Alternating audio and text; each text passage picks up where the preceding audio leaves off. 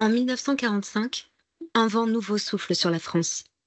Un souffle de vie, celui d'une société nouvelle. Ces caisses ont pour rôle de garantir des moyens d'existence à tous les travailleurs qui se trouvent privés de ressources par suite de maladies, de maternité, d'invalidité ou de vieillesse. Ce sont l'ensemble des cotisations payées par tous les Français qui constituent les recettes de la sécurité sociale. Héritée des générations qui nous ont précédés, à nous de la préserver et de la transmettre aux générations futures.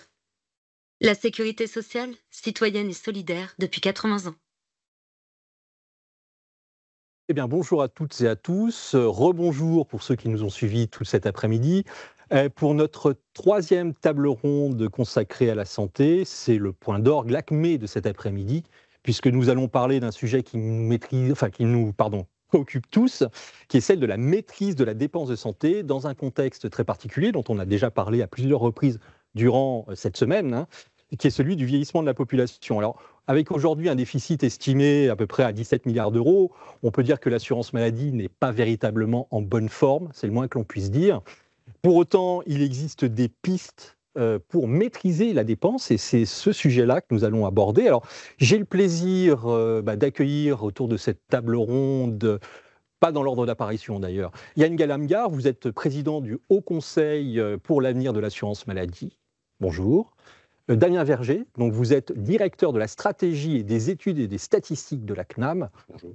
Auteur notamment d'un sujet passionnant qui est chargé produit. J'en ai déjà fait la publicité dans la table ronde précédente, on va beaucoup en parler. C'est un effort collectif. Oui, c'est bien ça, j'en doute pas. Et Laetitia Buffet, vous êtes directrice générale adjointe des assistances publiques hôpitaux de Paris, plus connue sous le sigle APHP. Alors, on parle beaucoup justement de un moment où on vient d'avoir, en tout cas, commence à avoir les premières ébauches de la loi de financement de la sécurité sociale. On sait que la situation est compliquée. Donc, vous avez vu 80 ans de la sécurité sociale, l'heure des comptes, point d'interrogation. On n'a jamais été autant sur ce sujet-là. On sait qu'il y a des difficultés majeures, avec une particularité, c'est qu'on est à 17 milliards d'euros sans véritablement crise sanitaire ou crise économique. Donc là, il y a un vrai sujet. On va essayer de voir durant une heure, quels sont les facteurs qui expliquent cette dégradation des soins, et puis plus parler aujourd'hui des éléments de maîtrise. Alors, Damien, est-ce que vous pourriez, s'il vous plaît, nous clarifier quels sont les facteurs structurels et conjoncturels de ces déficits, on va dire, récurrents de l'assurance maladie ? Avec plaisir, je vais essayer de le faire en citant pas trop de chiffres. Peut-être commencer... Quelques-uns quand même. Oui. C'est un exercice, un passage obligé. Rappeler que nous avons un niveau de dépenses de santé historiquement très élevé en France. C'est environ 12% de la richesse nationale. Je vous renvoie à l'excellente lecture des comptes de la santé publiés tous les ans par la direction de la recherche, l'adresse direction de la recherche du ministère. Et on a un niveau de socialisation forte, puisque environ 80% de ces dépenses, un petit peu moins, est financée par les financeurs publics, la quasi-totalité par la sécurité sociale, et puis un petit peu par l'État. Alors, non seulement c'est une dépense qui a un niveau très élevé, mais c'est une dépense aussi qui est très dynamique. Dans les projections tendancielles qu'on fait, c'est-à-dire en l'absence d'intervention du régulateur, on laisse les dépenses aller telles que spontanément elles devraient se comporter. On estime qu'elles croîtraient de l'ordre de 4,5 points par an. Donc, c'est évidemment un rythme très rapide et qui n'est, sans intervention du régulateur, pas soutenable en lui-même. Alors derrière cette dynamique importante, il y a des moteurs de croissance structurelle très puissants. Le premier d'entre eux, et il n'étonnera personne, c'est le vieillissement de la population et son corollaire épidémiologique, c'est-à-dire que on vit plus longtemps, la population vieillit, on a une natalité plus faible, les générations du baby-boom qui arrivent à un âge où les dépenses de soins augmentent très rapidement. Si on traçait une courbe des dépenses annuelles de soins en fonction de l'âge, on verrait une courbe qui est très croissante, évidemment, qui finit par, au-delà de à peu près 90 ans, finit par s'inverser un peu. Mais enfin, voilà, avec le vieillissement arrivent des dépenses mécaniquement de santé plus élevées. C'est aussi beaucoup plus de personnes atteintes de maladies chroniques qui passent en ALD, des affections de longue durée. Et juste pour vous donner un ordre d'idée, un an de dépenses, un an de prise en charge des soins en ALD, c'est 8 fois plus élevé un an de prise en charge de soins pour un patient qui n'est pas en ALD. Donc on voit qu'on a un enjeu ici de maîtrise des dépenses sur la maîtrise des ALD, la maîtrise de la progression des pathologies chroniques qui est extrêmement vous pouvez simplement nous citer ce qui est par exemple une affection longue durée?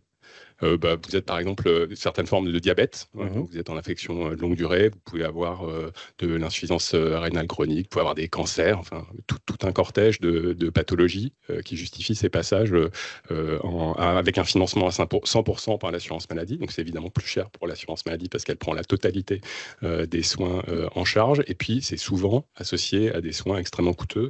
On aura l'occasion d'en reparler par exemple pour les cancers. Vous avez évoqué tout à l'heure chargé produit. On s'est livré un exercice de projection à 2035 de justement des maladies chroniques, du poids qu'elles pourraient représenter dans 10 ans. Et alors on a étudié plusieurs scénarios, mais dans le scénario le plus pessimiste, les pathologies chroniques progresseraient de 6 points d'ici 2035. 6 points de PIB, hein. C'est aujourd'hui, c'est à peu près 37% selon nos estimations, 37% de la population qui a un titre ou un autre souffre d'une pathologie chronique, en tout cas telle qu'on la repère dans notre système d'information, et ça passerait autour de 43% potentiellement en 2035, sachant que on décompose ça en 2,5 points qui correspondraient à l'effet mécanique de l'accroissement et du vieillissement de la population. Donc il y a un facteur démographique un peu exogène sur lequel on n'a pas vraiment de maîtrise, mais 60% proviendrait d'un effet plus épidémiologique de la progression de l'incidence de certaines affections et maladies chroniques. Et là-dessus, on a un champ d'intervention en matière de prévention, d'optimisation de la prise en charge, qui est notre terrain de jeu pour maîtriser les dépenses, et qui n'est pas le plus simple, mais on aura l'occasion d'en reparler par la suite. Deuxième moteur de la croissance, l'innovation. Alors en ce moment, on parle beaucoup d'innovation, d'intelligence artificielle, etc. C'est avec presque des étoiles dans les yeux, et on voit des gisements d'efficience, de productivité, etc. Ça a aussi un coût. Et ça, dans tous les modèles de projection à très long terme, l'innovation, c'est un moteur très puissant de la dynamique de la croissance des dépenses de santé. Je vais prendre un exemple sur les années récentes. Les dépenses de médicaments vont beaucoup plus vite sur les 5 dernières années que c'était le cas sur la décennie précédente. La croissance du poids des dépenses de médicaments dans les dépenses de santé a été multipliée à peu près par 6 ou 7 entre la période 2010-2019 et la période 2019-2024. Et c'est essentiellement, pas uniquement, mais c'est essentiellement tracté par des traitements innovants, extrêmement coûteux, qui vont traiter des maladies, alors parfois très malheureusement fréquentes, comme les cancers, mais aussi des maladies qui ont une incidence beaucoup plus faible, qui peuvent concerner quelques milliers de patients. Mais quand vous avez des traitements, une cure qui représente plusieurs centaines de milliers d'euros, multipliés par quelques milliers de patients, mécaniquement, ça vous fait des centaines de millions d'euros de dépenses. Donc vous voyez que ça pèse très vite, très lourd dans le panier de soins pris en charge par l'assurance maladie. Autre facteur structurel de croissance, l'offre de soins. Alors avec des effets peut-être un peu plus ambigus et dans plusieurs sens, sachant qu'ils sont très difficiles à mesurer. Vous savez que la démographie des professionnels de santé, alors elle est très variable selon les professions, et on constate qu'elle est globalement assez mal répartie. Vous avez des zones qui sont avec des problèmes d'accès aux soins, parce qu'il y a peu de médecins, pas assez d'infirmiers, pas assez de kinés, et puis des zones qui sont plutôt surdotées. On s'est livré à des travaux alors qui sont assez classiques sur l'activité des infirmiers, qu'on a partagé d'ailleurs avec les représentants de la profession, et qui montrent que quand il y a une abondance d'offres, et un excès d'offres de soins infirmiers, eh bien, il y a sans doute une non-pertinence dans les soins. Il y a une capacité à générer une demande de soins qui ne correspond pas à un besoin réel de la population. Et si on compare à l'activité de l'infirmier dans des zones sous-dotées ou très sous-dotées, le profil d'intervention et d'acte est pas du tout le même. Alors, quel est le bon niveau de prise en charge? C'est probablement quelque part entre ces deux profils. C'est ni l'infirmier qui est trop isolé sur son territoire et qui saute d'un patient à un autre en faisant vraiment le minimum, et c'est entre cette situation-là et celle des infirmiers qui sont trop nombreux et qui font beaucoup de nursing, beaucoup d'accompagnement, sans doute superflu par rapport à ce qu'on attend d'un service de soins rendu par les infirmiers. C'est aussi, alors dans l'autre sens, très en prise avec la démographie médicale, en particulier celle des généralistes. Vous savez que la médecine générale est plutôt dans une démographie qui s'érode. Hein. C'est pas nouveau. On espère que dans la décennie prochaine, les choses iraient mieux, mais enfin, jusqu'à 2030, on va rester dans une situation très difficile. Or, les médecins généralistes sont les premiers prescripteurs de soins. Il faut avoir en tête qu'un médecin généraliste, ça prescrit 820 000 euros de soins par an. En moyenne. Et par médecin. Par médecin, voilà, entre les médicaments qui est le premier poste, mais des indemnités journalières, les soins infirmiers, kinés, les analyses de biologie, les transports, etc., tout ce que vous voulez.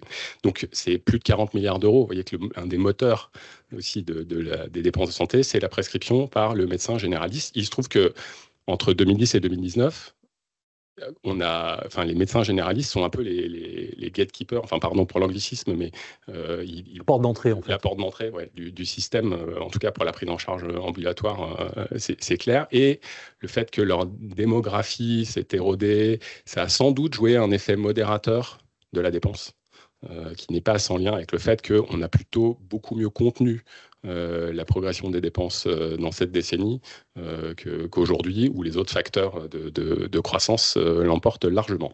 Ceci étant, on l'a vu dans la première table ronde, c'est pas forcément bénéfique non plus pour l'état de santé moyen des habitants. Absolument. Je vous rejoins. Voilà pour les grands facteurs structurels, pardon. Et je vais évoquer rapidement les facteurs conjoncturels. Alors, un truc évident, mais que les gens n'ont pas forcément en tête, il n'y a pas le même nombre de jours dans une année, selon qu'on a une année bissextile. Les ponts ne s'organisent pas pareil, les jours fériés ne tombent pas au même moment, et ça a une vraie incidence sur l'activité de soins, évidemment. Et comme une grande partie du financement du système de soins, c'est à l'activité, ça a un effet qui n'est pas complètement neutre. Hein, et donc, c'est pas neutre du point de vue de la régulation. Si on a une journée travaillée de plus dans une année, par exemple un 29 février au hasard, ça représente de 5 à 600 millions d'euros de dépenses supplémentaires. C'est pas rien. Autre facteur conjoncturel, la situation épidémique. Une grippe saisonnière, elle peut être de faible ampleur ou elle peut être très importante. Et ça, c'est plusieurs centaines de millions d'euros potentiellement de différence entre deux exercices. C'est pas complètement négligeable. Le comité d'alerte d'assurance maladie, qui est le gardien du respect de l'objectif national des dépenses d'assurance maladie, sa marge d'appréciation pour déclencher l'alerte, c'est 1,3 milliard d'euros. Donc quelques centaines de millions d'euros liés à un épisode aussi banal qu'une grippe, selon qu'elle est plus ou moins forte, ça peut changer l'équation et l'appréciation de la situation par le comité d'alerte. Donc, ce n'est pas purement anecdotique. Et puis, situation épidémique, tout le monde a en tête, évidemment, le Covid, qui est sans équivalent et qui a provoqué une explosion de la dépense, le quoi qu'il en coûte. Et donc, c'est quasiment 10 points d'ONDAM supplémentaires en 2020.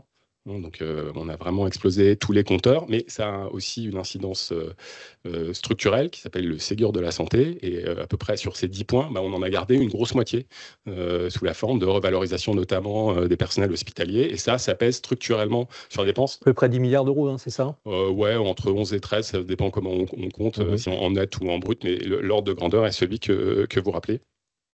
Et puis, et je conclurai ma longue introduction par là, l'inflation.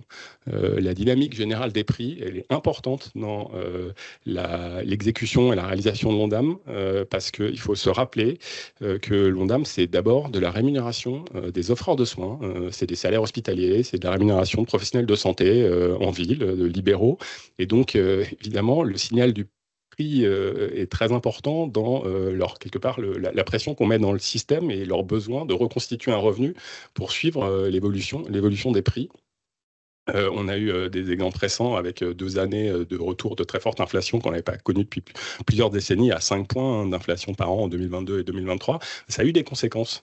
Il y a eu des revalorisations exceptionnelles dans la fonction publique hospitalière. Il y a eu des revalorisations aussi menées par l'assurance maladie dans ses négociations avec différents offreurs de soins pour compenser la hausse des prix, la hausse des prix des carburants. Il y a eu des actions un peu plus ciblées. Donc tout ça, ça joue dans la régulation. Et je terminerai en disant que si vous avez regardé le PLFSS là, qui vient d'être rendu public par le gouvernement, il est prévu qu'on contiendra l'ONDAM à un rythme de 1,6% l'année prochaine, en 2026, mais ça avec une inflation à 1,3% en prévision.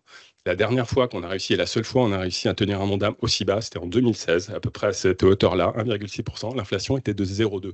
Et donc, c'est pas du tout la même chose. Et donc, se dire on a déjà fait 1,6% quand on était à 0,2 de prix ou quand on sera à 1,3% de prix, l'équation n'est pas du tout la même et c'est beaucoup plus compliqué et beaucoup plus ambitieux l'année prochaine que ce que c'était déjà le cas en 2016. En tout cas, pour l'anecdote, je note que l'assurance maladie, par définition, est contre la suppression des jours fériés.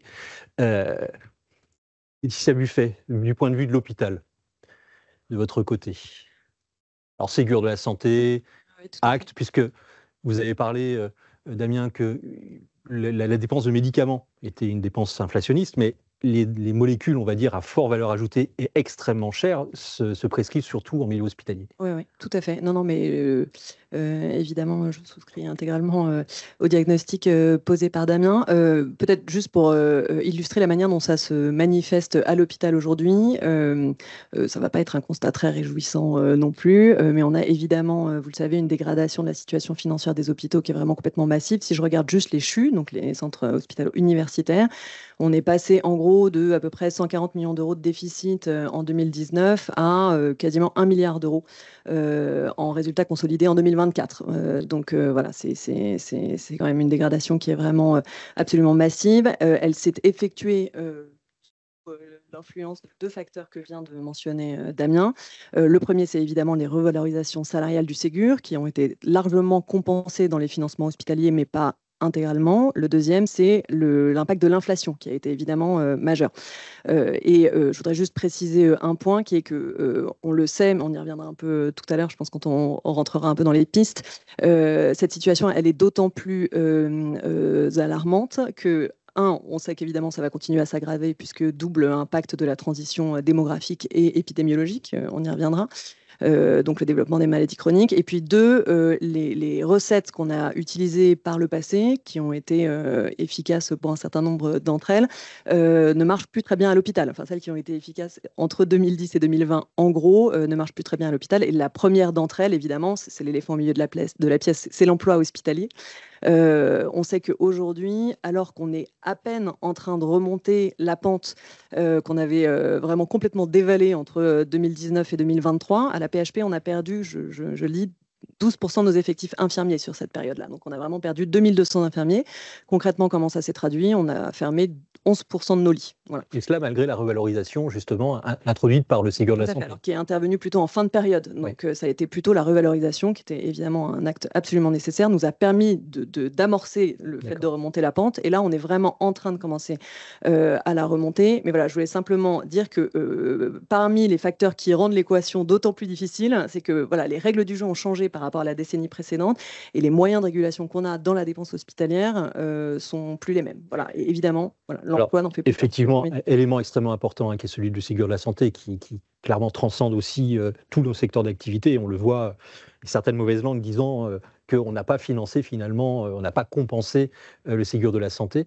Donc ça, c'est effectivement un élément important. J'aimerais bien quand même que vous reveniez aussi sur l'innovation au sein de l'hôpital, l'innovation thérapeutique, les médicaments. Est-ce que vous voyez ce mouvement vraiment, alors à la fois rentrer dans le fonctionnement quotidien de l'hôpital, mais aussi s'accentuer potentiellement? Oui, bien sûr, c'est extrêmement net. Aujourd'hui, une partie très importante de la progression de la dépense en termes de produits de santé est liée à un nombre de médicaments très restreint. C'est-à-dire que voilà, une grosse partie de la dépense nous permet de soigner un petit nombre de patients, mais avec un bénéfice extrêmement réel pour ces patients, et donc des sujets éthiques majeurs quand on se pose la question d'adopter ces traitements ou pas à l'hôpital. Mais oui, c'est évident. Alors des traitements, pour vous donner simplement un ordre d'idée, pour bien les avoir en tête, c'est parfois des traitements, notamment en oncologie, qui dépassent 100 000 € par patient, à peu près. Là, ça nous renvoie à tout le sujet des médicaments et traitements innovants, de la génomique, voilà, et donc avec effectivement des coûts qui sont absolument massifs, mais qui renvoient à une nouvelle manière de traiter. Alors justement, peut-être pour revenir aussi sur cette innovation, c'est ce que vous disiez, finalement, on peut... Est-ce qu'on peut dire aujourd'hui que l'innovation, notamment que l'on retrouve en milieu hospitalier, ne vont pas faire économiser au final un certain nombre de dépenses d'assurance maladie? C'est peut-être, je ne sais pas, peut-être, Ashkams, vous avez peut-être travaillé sur le sujet, Parce que finalement, on se dit, bon, il y a 100 000 euros, ou peu importe le prix, enfin, ce sont des traitements extrêmement coûteux, mais si et on arrive parfois sur un certain nombre de pathologies à réduire la pathologie en elle-même, quoi. C'est-à-dire voire même soigner ou stabiliser une pathologie. Donc finalement, est-ce que cette innovation est à fond perdu, en fait?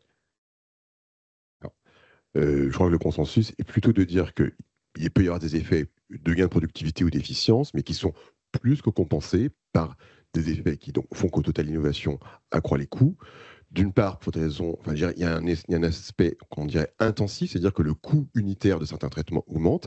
Et effectivement, sur les dernières années, le coût, par exemple, du top 10 des nouveaux médicaments, ce coût-là a augmenté avec une courbe qui est plutôt exponentielle. C'est-à-dire que tous les 5 ans, le coût des 10 médicaments les plus coûteux augmente très fortement par rapport à ce qu'il était 5 ans. Donc, il y a un effet intensif, c'est-à-dire que le coût unitaire des traitements coûteux augmente, et il y a aussi un effet extensif, c'est-à-dire que on traite plus de situations, c'est-à-dire qu'on traite des pathologies qu'on ne traitait pas, et par ailleurs, on repousse aussi les limites de traitement, c'est-à-dire que, par exemple, l'approche consistant à dire à partir de tel âge, le bénéfice-risque de telle opération n'est pas bon, donc on n'opère pas, grâce au progrès à la fois des traitements qui ont moins d'effets délétères, mais aussi au progrès des techniques d'intervention, on réussit à repousser cette limite. Et donc, nous, on traite plus de pathologies et on traite davantage de patients pour la même situation. Donc cet effet, à la fois, on traite plus de situations et par ailleurs, les traitements les plus coûteux sont plus coûteux. Effectivement, on considère que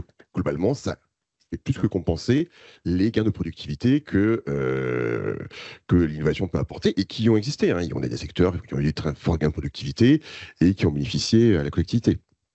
Mais c'est inférieur effectivement à ces effets de surcoût. Je me permets d'ajouter que l'innovation pose la question de comment on partage la valeur apportée par l'innovation entre celui qui a fait la R&D de l'innovation, le porteur, l'offreur de soins, compte tenu de ses impacts organisationnels, voilà, et le régulateur et le financeur, donc l'assurance maladie. Voilà. Et alors, donc, cette question-là de comment on partage ce gain-là, elle est évidemment centrale et elle n'est pas aujourd'hui optimale et optimisée. Il peut notamment, je vais faire le point avec un autre sujet, donner lieu à la constitution de rentes, voilà, et donc qui sont évidemment délétères parce que ça veut dire qu'on a quelque part mal tarifé. Alors c'était peut-être pas le cas au début d'ailleurs, parce qu'on peut avoir besoin de surfinancer un moment pour permettre à un produit de rentrer, à une activité de se développer, etc. Mais ça interroge notre capacité ensuite à réguler ces rentes. Voilà, donc ça fait l'objet de développement de recharge des produits, ça fait l'objet d'une mesure dans le projet de loi de financement de la sécurité sociale. Je ne vais pas rentrer dans les détails, mais c'est quelque chose qu'il faut avoir à l'esprit sur ce sujet. Et par ailleurs, je pense aussi qu'il ne faut pas raisonner en circuit fermé sur l'innovation en tant que telle, mais aussi se dire, par exemple, dans le cas des produits de santé, qu'il y a aussi les anciennes molécules, qu'on peut aussi agir dessus et que quelque part, on doit être en capacité de générer une capacité de financement d'innovation en ayant une politique tarifaire plus ambitieuse sur les vieux produits qui dans le service médical rendu, voilà, qui sont un peu dépassés et aussi amortis dans leur cycle de vie. Justement, un des reproches que l'on fait justement sur cette problématique de l'innovation en France, c'est de dire par rapport, par exemple, à des pays, notamment comme la Grande-Bretagne, voire même l'Allemagne, leur rapport à l'innovation est un peu différent par rapport au cas français. Je m'explique, on a le sentiment qu'en France, la molécule innovante va être utilisée, prescrite, etc., alors que des pays comme la Grande-Bretagne ou l'Allemagne ont plus de réticence parfois, font plutôt ce travail en amont coût-bénéfice-risque, on va dire, coût-bénéfice, et parfois vont même jusqu'à ne pas proposer en fait un médicament parce qu'ils estiment, certes, il est peut-être innovant, mais le gap qui existe entre une molécule existante et la nouvelle n'est pas suffisamment important pour qu'on le développe. Est-ce qu'on est encore dans cette situation ? En tout cas, il y a eu des travaux récents sur effectivement l'entrée des médicaments anticancéreux qui rejoint votre propos, en tout cas pour le Royaume-Uni. Je n'ai pas le même propos sur l'Allemagne. Sur le Royaume-Uni, effectivement, on a à la fois davantage d'ancienneté et d'habitudes administratives ou politiques, et aussi de ressources mises sur le bilan médico-économique, c'est-à-dire la mise en rapport des coûts et des bénéfices du traitement.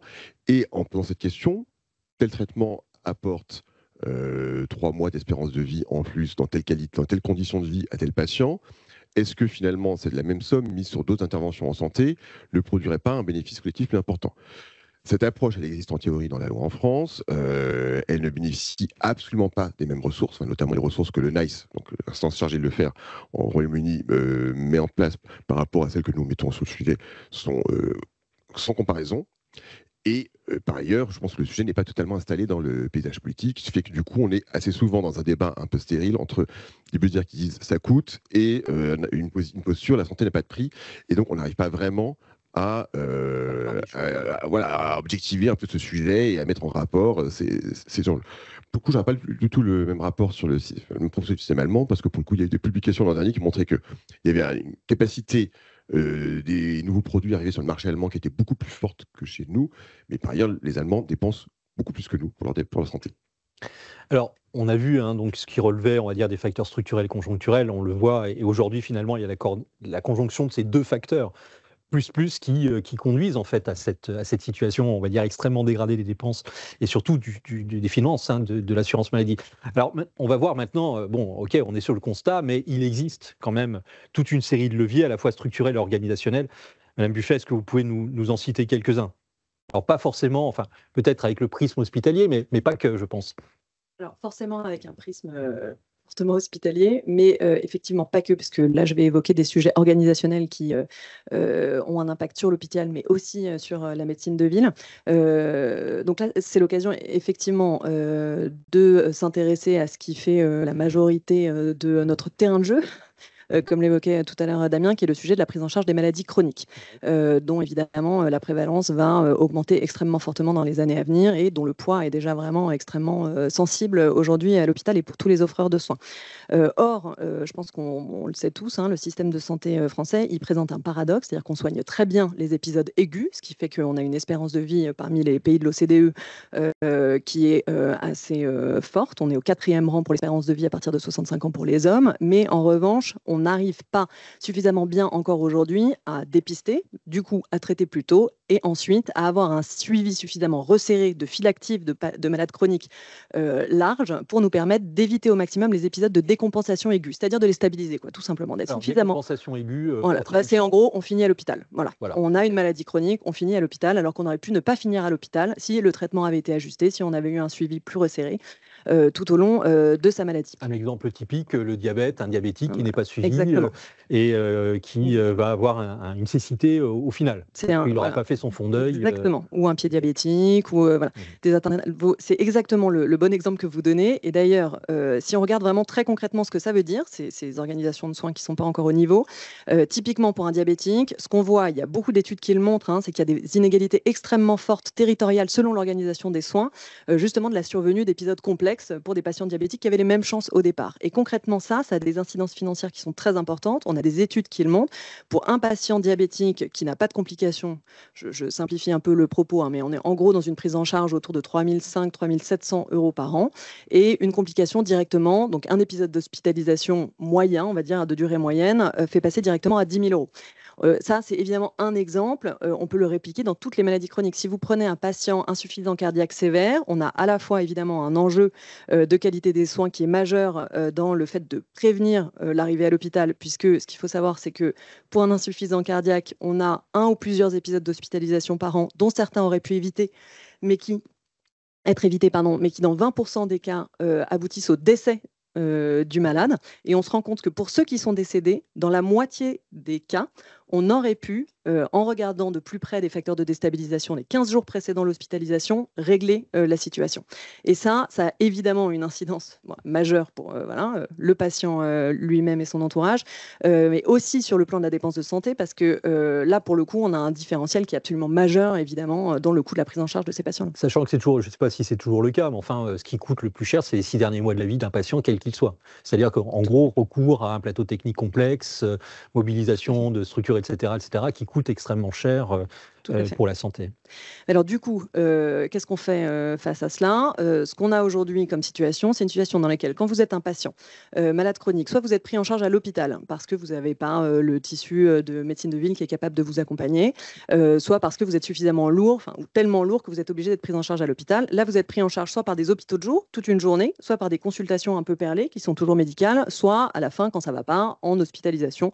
y compris avec, dans de nombreux cas, des passages par les urgences. Soit vous êtes suivi par des médecins de ville qui sont organisés, comme on connaît bien la médecine de ville, que ce soit médecin généraliste ou médecine spécialisée, par des consultations perlées, évidemment, toujours médicales. Ce qu'on voit, c'est qu'on a aujourd'hui des preuves de concept qui ont été faites par des expérimentations dites de l'article 51, voilà, créé par la LFSSE 2018, je pense, voilà, qui viennent nous montrer qu'on peut faire autrement.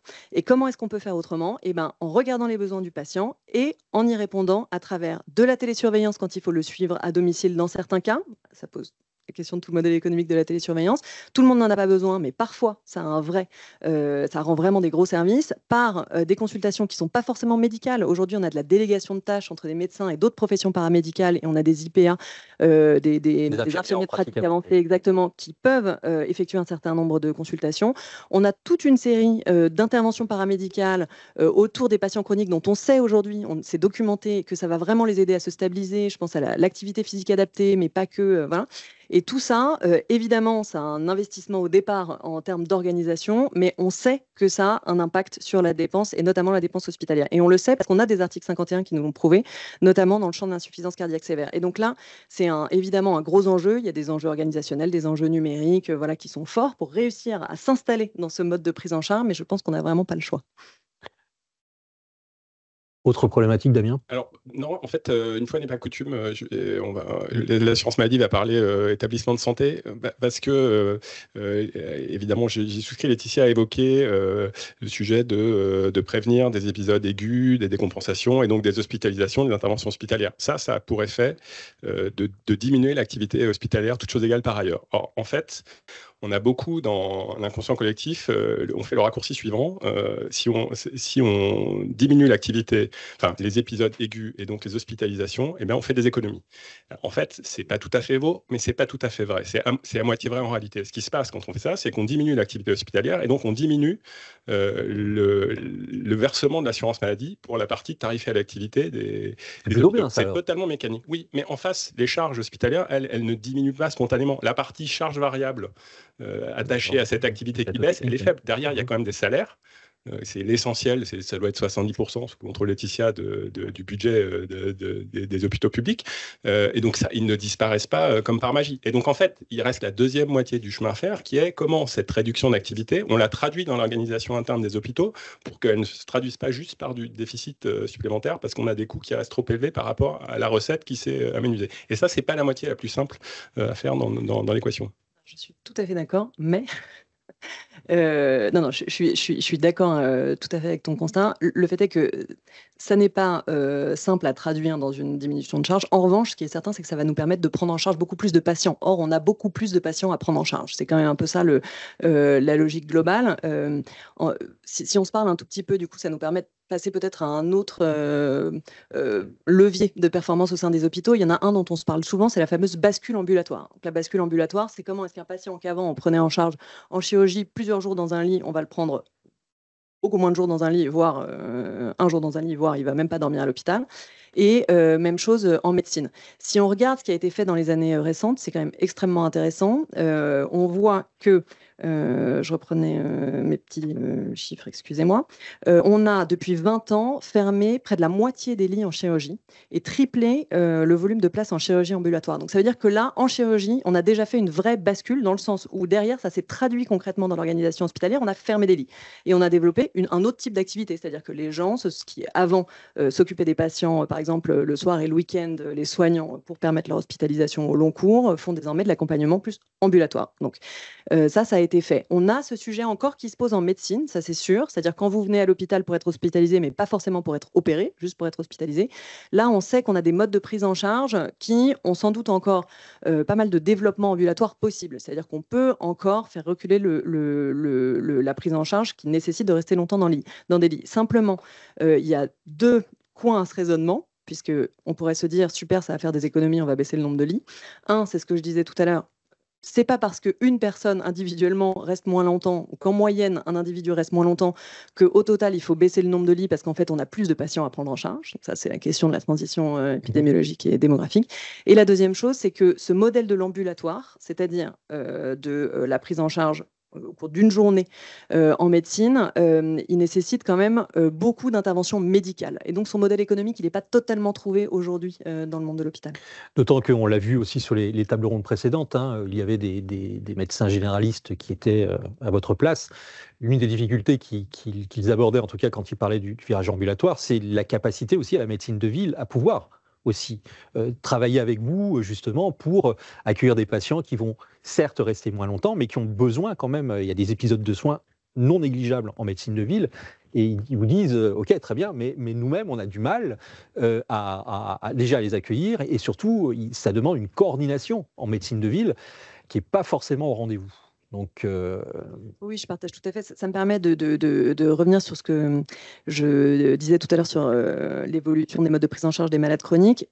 C'est l'hôpital qui doit s'en emparer, mais vraisemblablement la ville aussi. L'idée, c'est pas du tout que ça devienne une prise en charge hospitalière type ces parcours un peu renforcés de suivi. C'est que chacun s'en empare pour les patients qui relèvent de son territoire, et puis avec du coup l'organisation qui va bien. Mais c'est la ville comme l'hôpital devront sans doute s'en emparer. Yann Gaël, sur les sujets de levier structurel et organisationnel. Je trouve que, alors, c'est un sujet sur lequel on évoque des leviers parfois depuis plusieurs décennies, au risque que c'est un côté un peu tarte à la crème. Et je trouve que la discussion à l'instant qu'il vient d'avoir entre Laetitia et Damien illustre, je trouve, toute la complexité de l'affaire. Sur le sujet transformation du système de soins, effectivement, on sait que c'est un levier d'efficience que d'avoir des transformations qui permettent d'avoir davantage de gradation, c'est-à-dire éviter le recours inutile à des modes de prise en charge coûteux pour promouvoir d'autres modes de prise en charge plus efficients. Et effectivement, les articles 51 sont une excellente méthode d'exploitation de ces parcours alternatifs, mais je trouve qu'en même temps, c'est extrêmement révélateur de l'ensemble des leviers qu'il faut bouger, parce que assez souvent, dans l'article 51, eh bien, il faut prendre en charge des choses que l'assurance maladie ne prend pas en charge en droit commun. Typiquement, de l'activité physique adaptée, par exemple. Prendre en charge de la coordination, alors telle quelle, ça a l'air d'être un horrible truc de technocrate, mais très concrètement, en fait, c'est des choses extrêmement concrètes, parce que ça veut dire que, notamment quand on est un appui sur des cas chroniques, c'est-à-dire qu'à un moment, il faut faire se parler plusieurs professionnels en ville et à l'hôpital au cours du cas d'un patient. Et ça suppose, d'une part, du temps pour ces professionnels, mais aussi probablement du temps un peu d'organisation, parce qu'il faut organiser la réunion, il faut organiser le compte-rendu, il faut après s'assurer que c'est bien suivi, etc. Et donc, il faut payer ce type d'intervention. Ça suppose souvent aussi de faire bouger les règles de compétence des professionnels, c'est-à-dire de permettre à des professionnels de faire quelque chose qu'ils ne sont pas forcément censés faire dans le droit commun. On a comme un code de la santé publique qui est comme construit autour de la compétence du médecin, et tout le reste est une dérogation, enfin, pour caricaturer. Et donc, ça montre qu'il y a quand même énormément de curseurs à faire bouger pour mettre en place cette transformation du système de soins qui, encore une fois, est pour cette efficience, mais qui montre qu'on est sur forcément des choses assez lentes. L'autre point que je rejoins tout à fait, c'est qu'en général, effectivement, on dit qu'il faut réduire le recours inutile à l'hôpital. Effectivement, si on ne change pas derrière le capacitaire hospitalier, on n'a pas réduit d'un copec la dépense publique. On a peut-être fait du bien-être, ce qui est bien, mais on n'a pas réduit d'un copec la dépense publique. Et ce qui est d'ailleurs souvent un des débats et un des points d'interrogation qu'on peut avoir sur la notion de pertinence, là c'est énorme tarte à la crème du sujet, c'est que si on est dans une situation de file d'attente, comme par exemple c'est le cas, dit-on, même si on n'a pas l'objectivé en imagerie, je ne sais pas si je réduis le recours non pertinent à l'imagerie, je vais réduire la dépense. Alors peut-être que je vais remplacer une imagerie inutile par une imagerie utile, et donc là aussi collectivement j'aurai amélioré la situation de santé et j'aurai amélioré l'efficience du système, mais je n'aurai pas forcément réduit la dépense. Donc ça montre que tous ces leviers, encore une fois, on les connaît pour beaucoup depuis des décennies, pertinence, gradation des soins, prévention, juste tarification, lutte contre les rentes, ça c'est des thèmes plus récents. La question c'est comment concrètement on les attrape, c'est-à-dire comment on leur donne une portée concrète, traduction qui va permettre de vraiment constater les économies. Ça suppose souvent quand même de franchir de changer de braquet par rapport à ce qu'on fait aujourd'hui. Pardon, on parle beaucoup de la pertinence, mais à un moment ça veut dire qu'est-ce qu'on a comme outil de justification, demander aux prescripteurs sur ces prescriptions, qui est quelque chose qui est quand même aujourd'hui assez peu présent dans notre système. Idem quand on parle de prévention et de gradation, qu'est-ce qu'on a comme levier pour accélérer le passage à l'échelle de ces dispositifs? Et justement, est-ce qu'au niveau de l'assurance maladie, ça renvoie aussi aux problématiques de financement, non plus sur du financement à l'acte, mais sur l'épisode de soins? Alors je sais que c'est quelque chose dont on parle beaucoup. Est-ce qu'aujourd'hui, on y arrive enfin avec les différentes conventions que vous avez signées, et puis les relations un peu plus proche, on va dire, qu'on essaye d'instituer entre médecine de ville et médecine hospitalière, enfin, et hôpital? Alors, c'est pas vraiment dans les négociations conventionnelles, ça passe plutôt par les expérimentations article 51, et donc je vais utiliser des sigles, notamment une mesure qui a été traduite dans la LFSS pour 2024, j'espère ne pas dire de bêtises, les parcours coordonnés renforcés, qui permet justement une tarification sur un parcours, donc sur ce qui est l'équivalent d'un épisode de soins, et notamment faire intervenir de la coordination entre différents professionnels, qu'évoquait Yann Guel à l'instant, faire intervenir des prestations, prendre en charge des prestations qui ne sont pas dans le parcours le panier de soins remboursable dans le droit commun avant cette mesure, comme de l'activité physique adaptée, comme des bilans diététiques, ce genre de choses. Donc oui, mais ça reste quelque chose qui doit se déployer. Les premiers parcours ne sont pas encore complètement traduits dans le droit commun. Ça va se faire très bientôt dans les prochains mois, en 2026. J'en profite, puisque j'ai le micro, pour et sortir un peu de la logique transformation hospitalière et se placer peut-être en amont et parler un petit peu de prévention primaire. Donc pour essayer de modifier des comportements et changer l'épidémiologie à la source. Et donc se débarrasser d'un certain nombre de mauvaises habitudes. On reste un pays où la consommation de tabac est trop élevée. On reste un pays où l'alcool est aussi une consommation trop élevée. On a pris de très mauvaises habitudes alimentaires et ça ne s'arrange pas. Les pouvoirs publics ont beaucoup réagi sur le tabac et donc depuis plusieurs décennies, on a des hausses répétées, régulières du paquet de cigarettes, mais qui atteint aussi un peu ses limites. Mais en tout cas, ça coûte beaucoup plus cher qu'il y a 20 ans d'acheter un paquet de cigarettes en France qu'aujourd'hui. Et ça a eu un vrai impact sur la consommation. Plus compliqué sur l'alcool. Alors, sur l'alcool, et là, il y a des barrières culturelles. Et donc, c'est très compliqué d'augmenter la fiscalité sur l'alcool. Et on est aussi assez timide dans nos initiatives autour de la santé alimentaire. Il y a un Nutri-Score, voilà. Il y a une taxe sur les boissons sucrées, tout à fait. Il y a eu des taxes sur des boissons, des prémix à une époque, donc ils mélangeaient de l'alcool et des sodas, ce genre de choses. Donc on n'a pas de grande politique d'envergure qui, en plus, aurait de vertus, au-delà des effets de santé publique, alors qu'il ne faut pas se leurrer, mettront du temps à se manifester. On est sur des tendances très lourdes et donc c'est quelque part un investissement pour en tirer les dividendes dans des années. C'est pas un sujet qui va améliorer magiquement d'ici 2030 la santé des Français. Mais si on n'investit pas maintenant, on risque pas d'en tirer profit. Juste pour l'information, première campagne vraiment massive de lutte contre le tabac, c'était en 1974 avec Simone Veil. Donc vous voyez où on en est encore aujourd'hui. Absolument. Et l'autre impact positif de l'affaire, et ça c'est beaucoup plus immédiat, c'est des recettes supplémentaires pour l'assurance maladie. Et donc ça doit contribuer à maintenir un niveau de recettes sur l'assurance maladie qui participe à sa pérennité financière. Juste si vous me donnez pour rebondir sur le sujet de la pertinence ou de la juste prescription, comme on l'appelle dans le milieu hospitalier, puisque je partage totalement le fait que c'est une évidence, il faut qu'on passe du mantra au comment on fait concrètement. Je voudrais juste partager l'expérience de l'AP depuis 2 ans sur ce sujet, parce que je pense qu'elle est intéressante. Sur la philosophie, tu parlais de changer de braquet. Nous, on a assez fortement changé de braquet parce que, en fait, les professionnels, les médecins se sont réemparés du sujet sous un angle qui n'était plus directement celui de l'efficience, mais qui était devenu un angle double, qualité des soins, lutte contre le réchauffement climatique. Et là, ça devient vraiment très intéressant parce qu'on a fait notre bilan carbone à la PHP, on s'est rendu compte du fait que 60% de notre impact carbone était lié à nos produits de santé, à notre consommation de produits de santé. Et là, quand on rentre sous cet angle-là, on a évidemment, et c'est pas cynique de le dire, c'est de fait, c'est vrai, c'est un enjeu majeur, on a vraiment une mobilisation de la communauté médicale et paramédicale qui vraiment change. Et on voit que avec l'approche qu'on a prise, qui est celle de dire spécialité par spécialité, les médecins vont se fixer des objectifs en essayant d'aller vraiment cibler les médicaments à plus fort impact carbone et avec un sujet de pertinence vraiment important, on arrive quand même à atteindre des objectifs. Et ce sujet de la sobriété au sens large, c'est-à-dire de la manière dont, en baissant les dépenses, on essaye de baisser l'usage unique, le gaspillage alimentaire, le gaspillage des médicaments, le surstock, etc., etc., c'est un angle qui nous permet de réaborder les choses de manière beaucoup plus sereine avec la communauté médicale. Alors, autre thématique, on a parlé beaucoup de régulation, de leviers, d'outils pour réguler. aujourd'hui, quand on parle par exemple de l'ONDAM, de la T2A, de politique de gestion du risque, etc., est-ce qu'on n'est pas aussi au bout d'une logique? C'est-à-dire, on a vu que l'ONDAM aujourd'hui est quand même très compliqué à tenir, que la T2A a quand même été fortement contestée dans le milieu hospitalier. Donc, est-ce qu'on n'est pas aussi dans une obligation, si on veut maîtriser, réguler les dépenses de santé, obligé aussi de repenser en fait nos outils d'encadrement et de régulation des dépenses?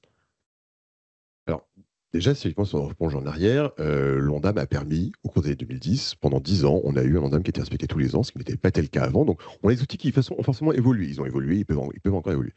Ils ont permis de respecter chaque année le niveau voté et par ailleurs d'avoir effectivement une maîtrise inédite des taux de progression de l'ONDAM. Et alors, c'est vrai qu'effectivement, on a un peu le sentiment que depuis le Covid, le thermomètre est cassé, qu'on n'a pas respecté un seul ONDAM depuis 6 ans désormais. On a même eu un déclenchement du comité d'alerte cette année qui n'était pas arrivé depuis 18 ans. Qui a bloqué d'ailleurs aussi Tout à fait. les politiques aussi de revoyure avec les professionnels de santé, hein, puisque tout a été bloqué. Mais c'est pas bloqué la politique de revoyure, juste petite Oui. détail technique, Oui. c'est qu'il y a une conséquence automatique qui est que les revalorisations prévues au 1er juillet, N'ont pas qui été, avaient été signées, ouais, sont automatiquement voilà. suspendues. Voilà. Ça, c'est la loi par la Effectivement. décision du comité d'alerte. alors, Pas négligeable. est-ce que ça veut dire que l'ONDAM ne marche plus en soi? Je ne crois pas. Bon, alors, on peut expliquer le fait qu'on n'ait pas tenu l'ONDAM de 6 ans pour toute une série de raisons. Bon, il y a eu des ruptures de série un peu fortes, Covid, inflation, qui ont fait qu'il y a eu des mouvements de dépenses qu'on avait plus de difficultés à anticiper, avec des questions qui sont se posées en gros jusqu'en 2023. C'est est-ce qu'on est encore dans un rattrapage par rapport à la grande interruption que représente le Covid, ou est-ce qu'on est sur un changement pérenne de dynamique? Et d'ailleurs, selon les sujets, c'est probablement un peu des deux. Voilà. Mais donc, c'était objectivement plus compliqué en soi. Il y a aussi l'autre point que Damien a rappelé, c'est qu'on a fixé des taux d'ONDAM en réel historiquement bas, et il se trouve qu'on a des décideurs qui, en fait, se font avoir par l'illusion luminale, c'est-à-dire qui discutent sur le niveau d'ONDAM en soi, alors qu'en fait, effectivement, il faut le comparer à l'inflation. Et effectivement, il y a eu des années où on a eu un ONDAM en réel qui était négatif. Donc forcément, quand on met une norme extrêmement ambitieuse, voire peu réaliste, il y a des chances plus élevées de le dépasser. Et ce que le comité d'alerte a sanctionné en juin, mais ce qui quand même flottait depuis quand même beaucoup d'avis du comité d'alerte, c'est qu'on a eu quand même une dérive aussi sur une part croissante de documentation, enfin d'explication de l'ONDAM par des mesures, comme on dit, peu documentées. C'est-à-dire qu'on clairement, on a affiché qu'on avait des économies avec un niveau derrière de réalité sur la manière d'engendrer ces économies qui était peu réel. Donc en fait, clairement, un manque de sincérité. Et donc là aussi, quand on prend ce type d'habitude de régulation, effectivement, derrière, on a ce type d'événements. Après, il y a aussi la dégradation historique du site des hôpitaux qui fait qu'on a pris ces dernières années des décisions en fin d'année de délégation de crédit aux hôpitaux pour réduire le déficit des hôpitaux, alors même qu'on savait que ça ne permettait pas de tenir l'ONDAM, là où dans les années 2010, l'arbitrage était dans l'autre sens, parce que le déficit des hôpitaux n'était pas le même aussi. Mais clairement, ce déficit croissant des hôpitaux a affaibli la capacité à tenir l'ONDAM. Bon. À côté de ça, on a des outils qui ont été dévoyés de leur finalité. Clairement, en termes de prix de médicaments, on fait moins de baisse de prix que précédemment. Et du coup, c'est la clause de sauvegarde qui compense et qui n'a pas du tout en fait, été conçue pour ça. C'est un dispositif qui a été conçu pour ne pas se déclencher. Alors, clause de sauvegarde en 2 mots. Ça veut dire que lorsque les dépenses de médicaments dépassent un certain montant, il y a un reversement de nature fiscale en fait, sur une partie de ce qui dépasse. Et qui, encore une fois, est quelque chose qui a été créé à peu près au moment où on a créé l'ONDAM et le PLFSS, qui ne s'est quasiment pas déclenché jusqu'à 2020, et qui depuis a explosé pour atteindre 1,6 milliard.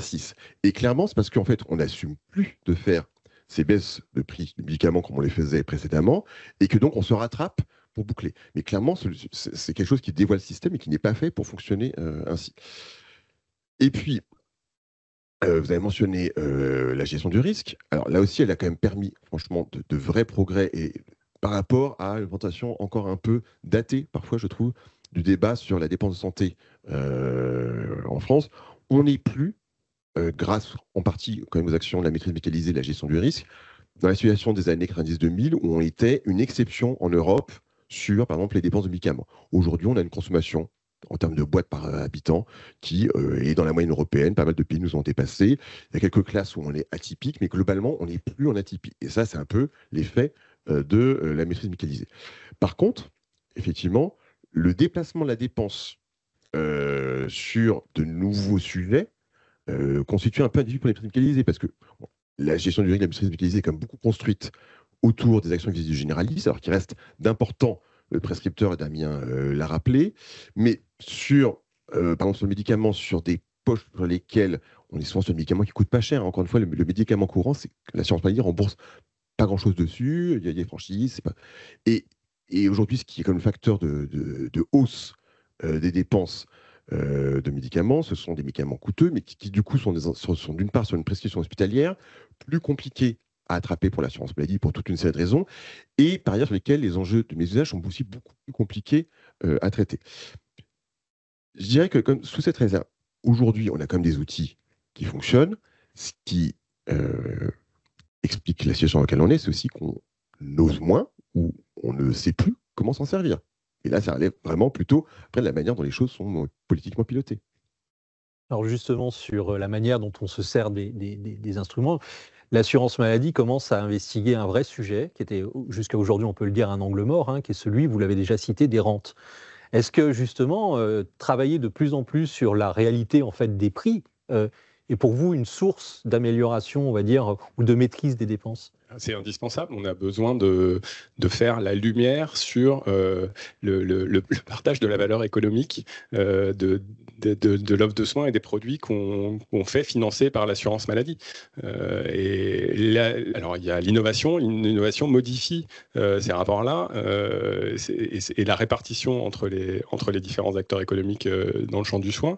Et aujourd'hui, on n'est pas très armé pour poser un diagnostic parfaitement documenté sur un certain nombre de secteurs. Alors on y va petit à petit, on mobilise des nouvelles sources de données. C'est aussi des compétences qu'il faut acquérir parce que nativement, l'assurance maladie n'est pas outillée pour analyser le bilan financier d'une branche. Voilà. Donc et ça doit être un effort collectif qui ne peut mener que par l'assurance maladie. Mais en tout cas, on porte beaucoup ce débat sur la place publique, ce message. Et on a pu l'observer dans un certain nombre de secteurs où c'est évident. On cite la biologie, mais c'est aussi le cas on voit sur certains secteurs de l'imagerie médicale. C'est le cas aussi chez les ophtalmologistes, par exemple. Il y a certains actes aujourd'hui qui auparavant devaient se faire. C'était une intervention chirurgicale. Maintenant, c'est une intervention qui est extrêmement simple et donc il faut revoir la tarification. Mais je vais revenir sur ce que je disais plus tôt dans la discussion. On touche directement aux revenus des gens, aux revenus des offreurs de soins. Et donc ça, c'est une négociation de rémunération qu'on mène aussi dans la politique conventionnelle qu'on mène avec les professionnels de santé. Donc c'est forcément, ça crispe très rapidement les débats. Donc il faut trouver quelque chose, des modalités de dialogue pour arriver à un résultat équilibré. Après, on a aussi une transformation des acteurs avec qui on échange. C'est-à-dire que si je prends le cas de la biologie médicale, eh bien, on discute avec les représentants syndicaux de ce secteur, mais derrière, il y a d'énormes groupes financiers et qui peuvent être totalement déconnectés des préoccupations de santé et qui, eux, raisonnent en termes de rentabilité. C'est un investissement. C'est parfois des investissements très lourds qu'ils consentent parce qu'ils ont détecté des affaires un peu juteuses, pardon de dire comme ça. Et évidemment, ensuite, ils cherchent un retour sur l'investissement avec des niveaux de rentabilité qui sont très élevés et incompatibles avec la position du régulateur qui, lui, doit payer au plus juste les soins qu'il prodigue à la population. Alors, sujet qui est passionnant et qui est important, on l'a traité l'année dernière d'ailleurs au grand dossier de la protection sociale. Ça a été rappelé aussi par les acteurs de santé qui constatent effectivement une financiarisation du système. Alors justement, comment on peut faire aujourd'hui dans ce secteur qui semble en fait, un secteur de santé qui était jusqu'à présent relativement épargné par cette financiarisation, comment on peut agir là aujourd'hui ? C'est quoi les outils qui pourraient être mobilisés ? Puisque si je vous entends bien, l'assurance maladie commence à investiguer le sujet, voit quand même des sujets apparaître, mais comment est-ce qu'on peut s'en saisir ? Yann Gaël, peut-être ? Moi, la question que j'ai envie de poser, c'est est-ce que c'est en soi un problème ? Semblerait en tout cas. Non, mais justement, en fait, moi, je n'ai pas vu aujourd'hui de démonstration du problème que crée la financiarisation. S'agissant de la biologie, c'est un secteur qui a réalisé de très importants gains de productivité grâce à la financiarisation. La question derrière, c'est est-ce qu'on a une régulation des tarifs de la biologie qui permet à l'assurance maladie de récupérer à bonne hauteur ses gains de productivité? Et la réponse est plus ou moins, au sens où il y a eu des baisses de tarifs dans la biologie. Donc l'assurance maladie a récupéré une partie des gains de productivité, peut-être pas autant que ce qu'on aurait pu, mais vous voyez, le sujet n'est pas la financiarisation. Le problème, c'est derrière le mode de régulation, c'est-à-dire est-ce qu'on se dote d'une capacité à pouvoir observer la situation économique des secteurs et à adapter le mode de régulation en fonction de cela. Et c'est là où je ne suis peut-être pas complètement, enfin, je comprends ton point, mais je ne suis pas complètement d'accord, c'est que tu fais aussi intervenir des acteurs nouveaux, des acteurs économiques nouveaux, pour qui la santé est un investissement et pas un métier. Et donc, se dire, bon, finalement, c'est qu'une capacité du régulateur public à récupérer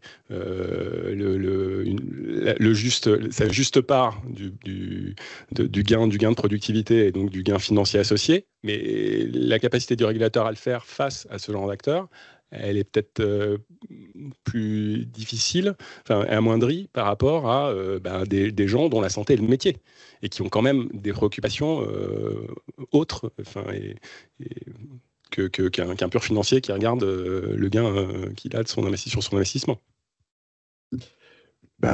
Pour le... et qui va pouvoir aussi mobiliser des leviers de pression qui sont différents de celui d'un offreur de soins traditionnel. Voilà. Alors après, peut-être qu'il faut rentrer il y a financiarisation et financiarisation. Des acteurs financiers et des acteurs privés dans la santé, il en existe. Voilà, les cliniques privées, évidemment, c'est des acteurs historiques. Bon, voilà, il ne faut pas tout mélanger.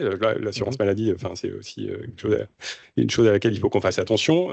Discuter avec des groupes qui représentent des cliniques privées et discuter avec des investisseurs, des fonds de pension qui investissent dans des laboratoires d'analyse médicale ou dans des cabinets de radiologie, c'est pas du tout la même chose. Et les intérêts sont pas du tout les mêmes. Donc, moi, je distinguerais quand même entre les acteurs. Et quand on arrive sur ce type d'acteurs hyper financiarisés qui avant tout regardent ce qu'ils peuvent récupérer et c'est un peu leur seule préoccupation, je trouve que ça challenge beaucoup plus notre capacité à réguler.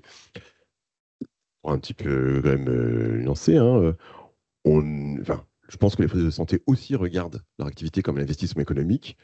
Ils ont a priori, d'ailleurs on peut penser qu'un professionnel qui est à son compte et indépendant a un rapport économique à ce qu'il fait peut-être beaucoup plus élevé que celui qui est salarié d'un groupe. Et on a encore une fois, l'exemple de la biologie montre que finalement on a davantage réussi. Et je pense qu'on a réussi à tirer les prix de la biologie beaucoup plus que sur les activités qui sont dans le système conventionnel, parce qu'on a en face de soi des entreprises. Et inversement, on voit bien, on connaît la difficulté qu'on a à faire évoluer la politique de rémunération des professionnels libéraux. Éventuellement les dépassements d'honoraires d'ailleurs. Alors, par ailleurs, effectivement. Et de ce fait, la capacité aussi quand même des professionnels libéraux à organiser un rapport de force avec le régulateur, le pouvoir politique, elle est aussi également extrêmement forte. Donc je ne suis pas forcément convaincu que la financiarisation, de ce point de vue, place forcément le régulateur en situation de faiblesse. Alors, on me demande aussi de garder la montre. Il est 17h29 précisément, donc il va falloir que l'on rende l'antenne. Donc, vous avez vu, il y a énormément de sujets que l'on pourrait continuer en fait à aborder. On va d'ailleurs rendre l'antenne et continuer aussi à débattre entre nous. En attendant, je vous remercie d'avoir participé à cette table ronde qui était, je pense, très riche, mais sur un sujet extrêmement vaste. Vous pouvez revenir quand vous voulez. D'ailleurs, l'année prochaine, je pense qu'on pourrait tout à fait continuer cette table ronde. En attendant, je vous remercie. C'est la troisième et dernière table ronde de la journée sur la santé. Comme d'habitude, n'oubliez pas de flasher votre QR code à la fois pour avoir l'attestation, pour ceux qui nous suivent, de votre présence parmi nous, et puis de répondre au petit questionnaire. Et enfin, vous dire, comme c'est inscrit sur votre écran, que vous pourrez retrouver le replay de cette table ronde et des tables rondes précédentes dans une semaine, je pense, sur la chaîne YouTube de l'école EN3S. Donc, vous pourrez nous revoir. Merci encore et bonne soirée à tous. Et à demain, au fait, demain, on reprend sur handicap, autonomie et retraite. On change de sujet. Merci à vous.